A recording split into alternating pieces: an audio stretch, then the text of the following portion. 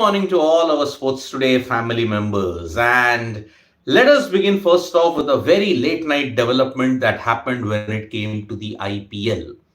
Now, we have finally gotten the confirmation that the Tata Group will remain the principal sponsors, the main title sponsors of the IPL until 2028. Yes. According to the BCCI release, the invitation for the right to the tender, the Tatas have matched the group, the bid that was made by the Aditya Birla Group. And because of that, the Tatas will remain part of the IPL. They will be the title sponsors until 2028. So that is the latest development that we have got when it comes to the IPL. Remember, the title rights sponsorship was going to be renewed, and at this point in time, we were wondering whether Tatas will retain it. The Tatas have retained it, and that's why I'll be doing a special video on the details that are there when it comes to the IPL title sponsorship. So there are very interesting details. The match fees that have come about are really, really magnificent in that sense. The number of money that is there, it has increased manyfold at this point in time. But now let us shift our attention to the India versus England series. Remember, we just have about 4 days to go before the start of the India versus England test series. And apparently, if you have to believe whatever England say, it's always the case. Before the start of any particular series, some of the players will really, really go all out and give out a very, you may say, an explosive kind of a statement. It happened in the Ashes, and the chief contributor among them was Ollie Robinson. Now, Ollie Robinson, in an interview, has also stated that England will be looking to play around with Virat Kohli's ego. He stated that yes, we often want to play against the best players and we also want to get rid of them also. He cited Virat Kohli as one of the best players in the Indian cricket team, and then he said England will be hoping to play on Virat Kohli's ego because he's got a big ego. He wants to score runs. And because of that, Ollie Robinson stated that the main priority will be for England to get rid of him as quickly as possible. Ollie Robinson in the past has had success against Virat Kohli. I mean, you remember in the 2021-22 series, he dismissed him 3 times. And that is why Ollie Robinson will be really determined to ensure that he remains with the England cricket team. Because remember, this is the first series that England will be playing after the retirement of Stuart Broad. And now the second pacer spot after Jimmy Anderson, he will be looking to ensure that he gets into the groove at this point. So there are a lot of comments that Ollie Robinson has stated about what needs to be done for England in order to ensure that they get on top of India in the upcoming test series. Remember, 5 test series that begins from January 29th onwards and ends on March 11th. So that is going to be a big, big series in the context of the ICC World Test Championship as well. Now, from there, let us keep our attention to the India series because it is a really, really interesting situation at this point in time. The India A versus the England Lions series is also happening. And in the second and the third unofficial tests, Rinku Singh has gotten a big promotion as he has been included in the side for the second and the third unofficial test. Remember, I'm not talking about India versus England. I'm talking about India A versus the England Lions. And in that, Rinku Singh has gotten a big, big boost. He's been included in the side, and one hopes that if he can really do well in those 2 unofficial test matches, he can become India's all-format player. I mean, remember, in the T20I setup, he is the team's MVP at this point. And also, after the end of the T20 World Cup, maybe he can become an all-format player, can do well in tests, can do well in T20Is, can do well in ODIs as well. So that is why it is going to be a very interesting scenario to see Rinku Singh do well against the England Lions. Remember, he has been in good form ever since he started playing for India. He's been consistent. He helped India recover from a very precarious position with Rohit Sharma against Afghanistan in Bengaluru. And that's why fantastic, fantastic news indeed. Rinku Singh has gotten a promotion. However, mystery deepens around Ishan Kishan, but Sunil Gavaskar has really blasted the media, stating that on all these kinds of speculative reports, you are destroying the reputation of a young man. Ishan Kishan is a once in a generation talent. That is what Sunil Gavaskar has stated. Sunil Gavaskar has stated that whatever be the case, do not tarnish Ishan Kishan's name by all these kind of speculative reports at this point in time, because it is there that Rahul Dravid categorically said that there is no disciplinary record with him. But then, if he wanted a break, sure, he's gotten a break and he deserved a break. But why isn't he then obeying the BCCI and then saying play Ranji Trophy at this point in time? Why isn't he doing that? See, now after this, he'll only get a chance on the 26th. Maybe in the 26th round of the Ranji Trophy, perhaps he will be able to stake a claim for himself. And that's why it's going to be a very, very interesting scenario indeed.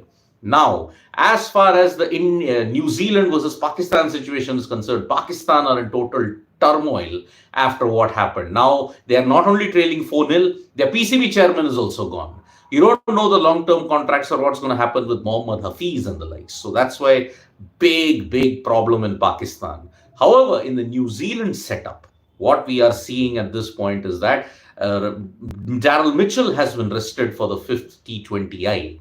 Mitchell will not be available for the 5th T20I because of the workload management thing. He is New Zealand's all-format player. And because of that, you are probably going to see Rachin Ravindra come back in. Whether Devon Conway will play in the 5th and final T20I, which is going to happen tomorrow, that remains to be seen now. So New Zealand also making changes as they aim for a final whitewash. It will be unprecedented. Pakistan not yet won a single international match, and they've not won a single international match since November. So that speaks a lot about the current state of affairs when it comes to Pakistan cricket at this point.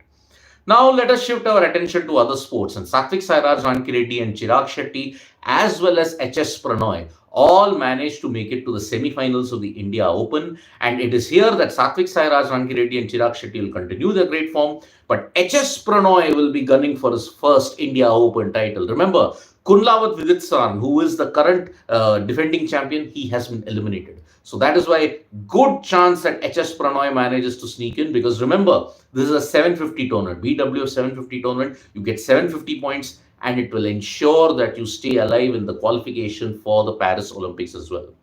But when you have to look at the Paris Olympics qualification, it is devastating for India women's hockey, because yesterday 1-0 they lost to Japan. 9 penalty corners they had, they failed to convert a single one. And Salima Tete's point blank miss yesterday will really haunt the Indian fans. Shreyaj Pudipatti saying, is it the first time India women did not make it to Olympics? So it's like this, Shreyaj. Let me tell you. In 1980, India had qualified for the Moscow Olympics, but there was no qualification cycle as per because remember, in 1980 the Olympics was marred by a lot of boycotts. The Western Bloc nations boycotted it, and that is why India got an invitational entry into the 1980 Moscow Olympics. There they finished 4th. But then after that, in subsequent qualification cycles, India never qualified for the Olympics until 2016. 2016, 2021, and in 2021 you had finished 4th. You were minutes away from securing the bronze medal by beating Great Britain, but then that didn't happen. And that is why all the hard work that you put in for 8 years undone in 2 spectacular days. One against Germany, which will haunt you because you are leading 3-1 in the penalty shootouts. You botched that up and you lost it in sudden death.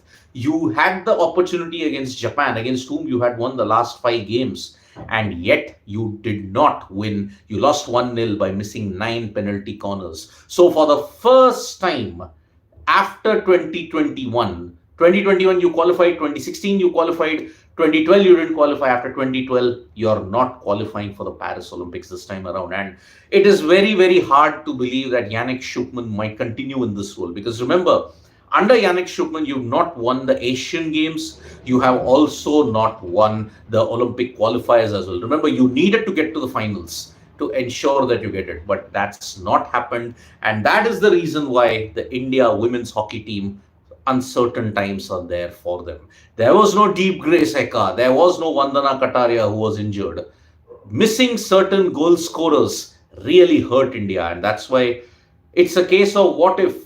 World Cup also you didn't win, and that is why Dark times indeed for the India women's hockey team, and you have to really, really feel for them. So today you are going to see the India Open badminton. Also, we'll be giving you all the updates regarding the India versus England series. I'll be doing a special video on Ollie Robinson and also the Tata sponsorship, IPL title sponsorship details. What is the money involved in that? I'm going to be doing all those two videos. Plus, even in chess, if you look at it, at Vaikanzi, you had D. Gukesh win for the second consecutive time. He defeated Jardine Van Forest, and because of that, now he's gone up 3.5 out of the 6. And because of this, he is right now in the midst at Vaikanzi. Remember, this is a double round robin tournament, and you're going to have plenty of action until January 29 when it comes to Vaikanzi.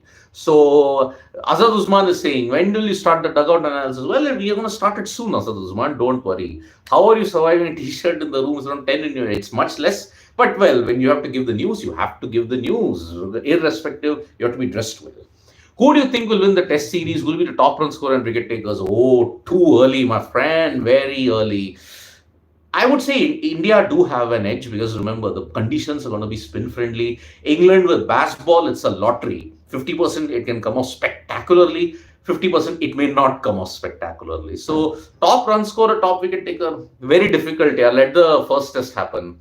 Ankur Naik, KS Bharat inclusion in the test squad makes me unhappy. He was not performing. I think Dhruv Jurel should make his test debut. Maybe he might, but then they may want to go for someone who has already experienced. And KS Bharat does keep well to the spinners, and that's why he will probably be there in the midst. So let's see how that goes, Ankur Naik.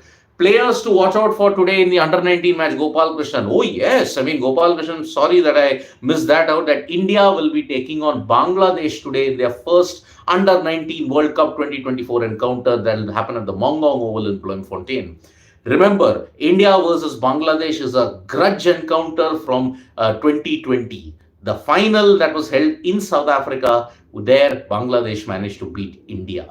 But if I want to look at who's going to be the top, the player to watch out for, I will look at Arshin Kulkarni. Because remember, Arshin Kulkarni in the Asia Cup, he really did well and he's gotten a bit with the Lucknow Super Giants. So Gopal Krishnan, I would think Arshin, I would keep all my bets on Arshin Kulkarni. And remember, whoever does well in the Under 19 World Cup, his time to come into the Indian cricket team, it takes a longer time as anticipated. Yashasvi Jaiswal, because he was exceptional. But all the others, it is getting a really, really big situation.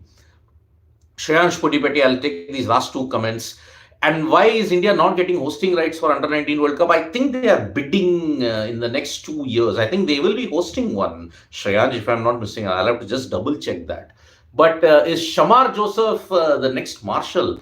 Wait, Shreyansh, just wait for that. And that's why let's see how many tests he plays, whether he doesn't get totally blown away by the T20 leagues that is there. And thank you, Asad Usman, for all the comments. And any update on Ishan Kishan, Ankur Naik? Well, I hope he plays in the Ranji Trophy encounter that will come on January 26th. Then all the speculations will be laid to there. So thank you so much, folks, for joining us for this live. We'll be back with a lot more stories today on Sports Today. Tap that bell icon so when we go live. And don't forget, we're on Facebook, Twitter, and Instagram as well. Bye-bye.